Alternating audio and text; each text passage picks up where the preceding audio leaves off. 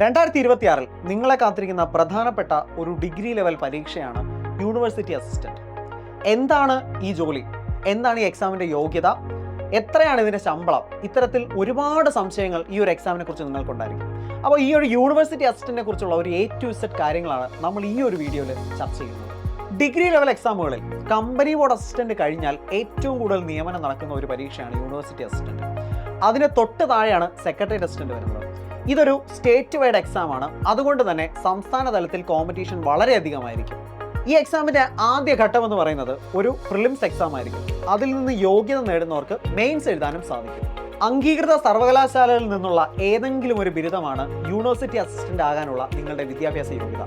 General കാറ്റഗറിക്ക് 36 വയസ്സ് വരെ ഈ എക്സാം എഴുതാൻ സാധിക്കും. OBC വിഭാഗത്തിനാണെങ്കിൽ 3 വർഷത്തെയും അതുപോലെ SC/ST കാറ്റഗറിക്ക് 5 വർഷത്തെയും വയസ്സിളവ് ലഭിക്കും. അടുത്ത ഈ പോസ്റ്റിന്റെ ഏറ്റവും വലിയ ആകർഷണം എന്ന് പറയുന്നത് അതിന്റെ ശമ്പളമാണ്. 39,300 രൂപ മുതൽ 83,000 രൂപ വരെയാണ് ശമ്പളത്തിന്റെ സ്കെയിൽ. നിങ്ങളുടെ പോസ്റ്റിംഗ് എവിടെയാണ് എന്നതിനെ ആശ്രയിച്ചായിരിക്കും തുടക്കത്തിൽ നിങ്ങളുടെ സാലറി.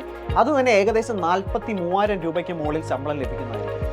പെൻഷൻ ഉണ്ട് എന്നുള്ളതാണ് ഈ ജോലിയുടെ ഏറ്റവും വലിയൊരു അട്രാക്റ്റീവ്നെസ്. കമ്പനി ബോർഡ് അസിസ്റ്റന്റിൽ നിന്നും യൂണിവേഴ്സിറ്റി അസിസ്റ്റന്റ് എക്സാമിനെ വ്യത്യസ്തമാക്കുന്നതും ഈ ഒരു ക്രൈറ്റീരിയയാണ്. ഒഴിവുകൾ റിപ്പോർട്ട് ചെയ്യുന്നതിന്റെ അടിസ്ഥാനത്തിലായിരിക്കും നമ്മൾക്ക് ആദ്യം നിയമനം ലഭിക്കുക.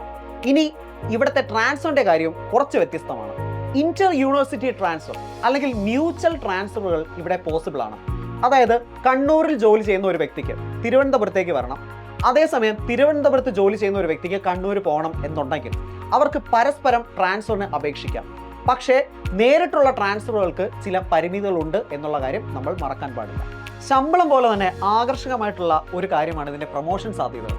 ഒരു അസിസ്റ്റന്റായി ജോലിയിൽ പ്രവേശിക്കുന്ന ഉദ്യോഗാർത്ഥിക്ക് senior grade assistant, assistant section officer, അത് കഴിഞ്ഞ് section officer, assistant registrar, deputy registrar, ഏറ്റവും ഒടുവിൽ ജോയിന്റ് രജിസ്ട്രാറായി റിട്ടയർ ആവാനുള്ള ഒരു സാധ്യതയാണ് നിങ്ങൾക്ക് മുന്നിൽ തുറന്നു കിട്ടുന്നത്. നല്ലൊരു സർവീസ് പീരീഡ് ഉണ്ടെങ്കിൽ നിങ്ങൾക്ക് ഉയർന്ന തസ്തികകളിലെത്തി വിരമിക്കാൻ സാധിക്കും. ഡിഗ്രി ലെവൽ പ്രിലിംസ് പരീക്ഷ പാസ്സാവുന്നവർക്കാണ് മെയിൻസ് എക്സാം എഴുതാനുള്ള യോഗ്യത. ഇനി സിലബസിന്റെ കാര്യത്തിലേക്ക് വന്നാൽ ഇവിടെയാണ് ഏറ്റവും പ്രധാനപ്പെട്ട ഒരു മാറ്റം വരാൻ പോകുന്നത്. കഴിഞ്ഞ യൂണിവേഴ്സിറ്റി അസിസ്റ്റന്റ് മെയിൻസ് പരീക്ഷയിൽ 100 മാർക്കിൽ 20 മാർക്ക് മാത്രമായിരുന്നു സ്പെഷ്യൽ ടോപ്പിക്സ് ഉണ്ടായിരുന്നത്. എന്നാൽ ഇക്കഴിഞ്ഞ അവസാനം നടന്ന സെക്രട്ടേറിയറ്റ് അസിസ്റ്റന്റ് പേപ്പർ പരിശോധിക്കുകയാണെങ്കിൽ അവിടെ പ്രധാനമായി 2 പേപ്പറുകളുണ്ട്. അതിൽ പേപ്പർ 1 എന്ന് പറയുന്നത് ജനറൽ സ്റ്റഡീസും പേപ്പർ 2 എന്ന് പറയുന്നത് പൂർണ്ണമായിട്ടും സ്പെഷ്യൽ ടോപ്പിക്സിന് വേണ്ടി നീക്കി വെച്ചിരിക്കുന്നു. അതുകൊണ്ട് തന്നെ യൂണിവേഴ്സിറ്റി അസിസ്റ്റന്റ് പരീക്ഷയിലും ഈ പുതിയ രീതി വരാനുള്ള സാധ്യത ഏറെയാണ്. അതായത് മെയിൻസ് പരീക്ഷയിൽ 100 മാർക്കിന്റെ ഒരു പേപ്പർ മുഴുവനായി സ്പെഷ്യൽ ടോപ്പിക്സിന് വേണ്ടി മാറ്റിവെച്ചേക്കാം. അതുകൊണ്ട് തന്നെ മികച്ച ഒരു സ്റ്റഡി പ്ലാനോട് കൂടി വേണം നിങ്ങൾ ഈ ഒരു എക്സാമിന് വേണ്ടി തയ്യാറാകേണ്ടത്.